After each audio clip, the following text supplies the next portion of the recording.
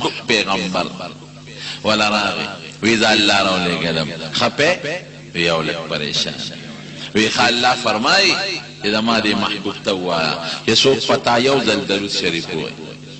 نو اللہ با پی لس رحمتون نازل کی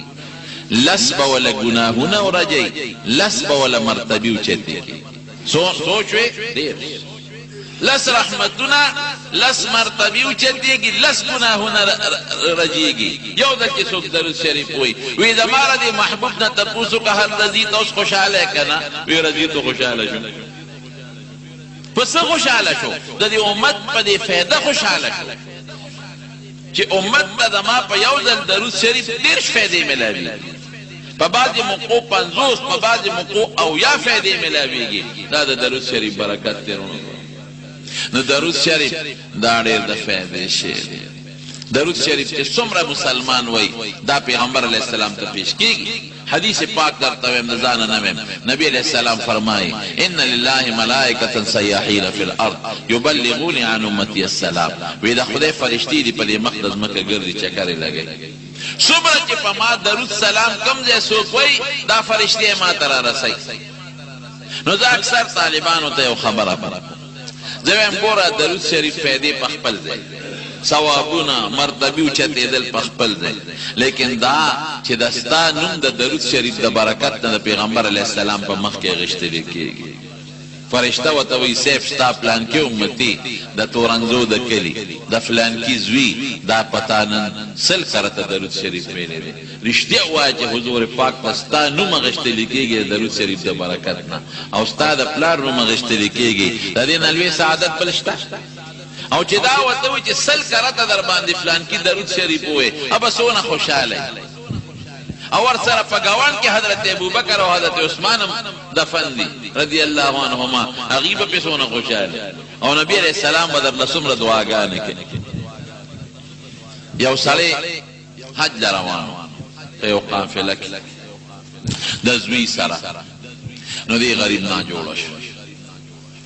نو قافلہ خو یورد دورد بی سارا شٹولا قافلہ خو نشی سارے دی نا جوڑشو قافلی والا وطوی تیزوی دولا چی دی پلار خدمت تکاو دی خو منزان سر بوتلیم نشو او سبک اول سر منگ در نزو قافلت لان او دی او دا پلار پا یو بیابہ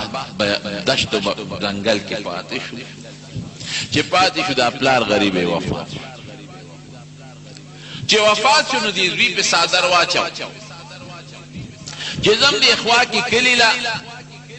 او سوکو گورم چی راشی چی دا پلار را سرولم بای کفن بندو بسو کی جنازے کو قبر ولو کن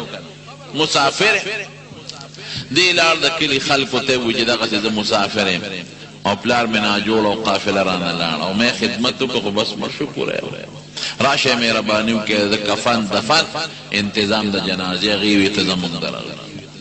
دی چراغی او دا پلار دا مخنه غصادر و چت گوری نو دا پلار شکل دا خرو شکل بدل نو دی فوراً بے ہوشش دا حیبت پر آگا چی خدای دا بسکی دا خود ما دا پلار دا شکل دا خلق چی اس راشی دا خلوی رسوائی دا ویبتی دا خردک انسان تا دلمون جنازی لراغا دا خلوی رسوائی دا خدا دا سر سوکو دی بے ہوشش پا دی بے ہوشش حالت کے نبی کریم صلی اللہ علیہ وسلم مبارک دی پخوف کی مرگری و سرد تتوی ولی پریشان ہے ویسے پلار میں مرشو مسافر خلق را روان دے او پلار میں شکل دخر گردے دے دا خود امال وی رسوائی و بیدتی دا بسکی گی دا اللہ رسول وی کم دے پلار دے میں چی دا وی زوس خوبی نمپا بی ہوشک وی سادر میں تلرے وی حضور پاک مبارک دا اخبر لاس مبارک راواغشتا و دا ما دا پلار پا مخی راختا وی چراخ دا پلار میں واپس تک شو مخی خشتا شو گلے دا مخ کی نمازیدار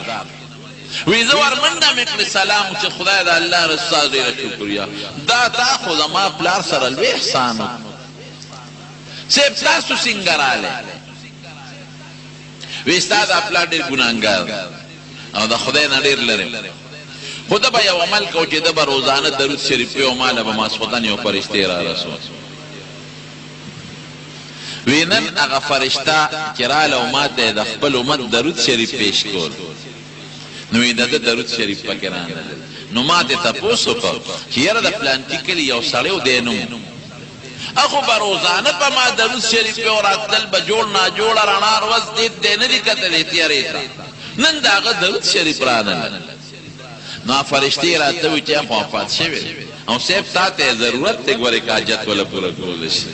نو هغې راته وي چې دقسې وفات شوی دی او ډېر ګناهګار نو خدای په هغې کې رانیولی دی او دا مخ یې وله بدل کړی دی